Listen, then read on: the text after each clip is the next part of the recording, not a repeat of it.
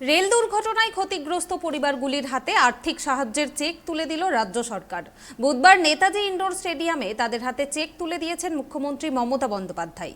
এছাড়াও 50 জন ছাত্র ও 50 জন ছাত্রীর পড়ুয়ার লেখাপড়ার দায়িত্ব নিয়েছে রাজ্য। রেল দুর্ঘটনায় এ রাজ্যে যারা মারা গিয়েছেন সেই নিহত পরিবারগুলির হাতে আজকে 5 লক্ষ টাকার চেক তুলে দিয়েছেন মুখ্যমন্ত্রী মমতা বন্দ্যোপাধ্যায়।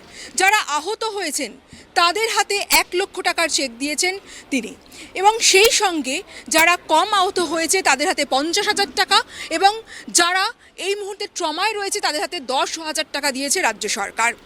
শুধুমাত্র চেক প্রদানই নয়, পরিবারগুলির মধ্যে একজনকে হোমগার্ডের চাকরিও দেওয়া হয়েছে, এবং আগামী 3 মাস 2,000 টাকা করে দেওয়া হবে সেই ক্ষতিগ্রস্ত পরিবারগুলিকে। আজকে মুখ্যমন্ত্রী নেতাজি ইন্ডোরের এই মঞ্চ থেকে এই পরিবারগুলোর হাতে চেক তুলে দেন চাকরির নিয়োগপত্র। শুধু তাই নয়, তারপরে মুখ্যমন্ত্রী এই নেতাজি ইন্ডোর স্টেডিয়ামে পরিবারগুলির সঙ্গে আলাদা আলাদা করে কথা বলেন। আমরা দেখলাম মুখ্যমন্ত্রী মমতা বন্দ্যোপাধ্যায় প্রত্যেকটা পরিবারের সদস্যের সঙ্গে আলাদা করে কথা বলেছেন, তাদের সমস্যার কথা জেনেছেন, এবং প্রত্যেকেই যাতে চাকরি করেন, যাদের হাতে নিয়োগপত্র তুলে দেওয়া হয়েছে তারা যাতে চাকরি করেন সেই পরামর্শও তিনি দিয়েছেন। এবং কোনো রকম অসুবিধে হলে জেলা শাসক এবং স্থানীয় থানার সঙ্গে তিনি কথা বলার নির্দেশ দিয়েছেন। আমার বাপি মারা গেছে, ভুবনেশ্বর থেকে ডাক্তার দেখিয়ে আসতেছিলাম, তখনই ট্রেন অ্যাক্সিডেন্টে মারা গেছে। আমাকে বললেন যে এখানে সরকারি চাকরি দিয়েছে, হোমগার্ডের চাকরি করতে, বাইরে যেতে না, মাকে দেখাশোনা করতে, এবং যা সুযোগ সুবিধা যা কিছু সব কিছুই করেছেন এবং করবেন বলেছেন। ব্যাঙ্গালোর থেকে ঘরে আসছিল মা। ব্যাঙ্গালোরে কি কাজ করতো? ফুলের বাগানে কাজ করছিল। 6 জন ছিল, তার মধ্যে মা মারা গেছে 5 জন।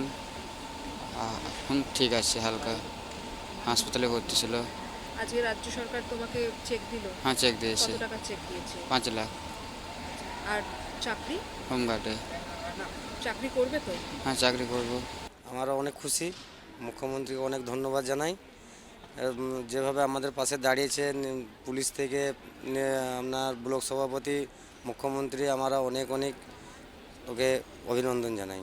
মুখ্যমন্ত্রীর সঙ্গে আজকে মুখ্য সচিব ছিলেন রাজ্যের অন্যান্য মন্ত্রীরা, শশী পাজা, চন্দ্রিমা ভট্টাচার্য, মলয় ঘটক, ফিরহাদ হাকিম, অরূপ বিশ্বাস। প্রত্যেককেই কিন্তু তিনি নির্দেশ দিয়েছেন যাতে প্রত্যেকে ঠিকমতো চাকরির নিয়োগপত্র পায়, চেক পায়, এবং যাতে তারা সুষ্ঠুভাবে বাড়ি ফিরে যায়।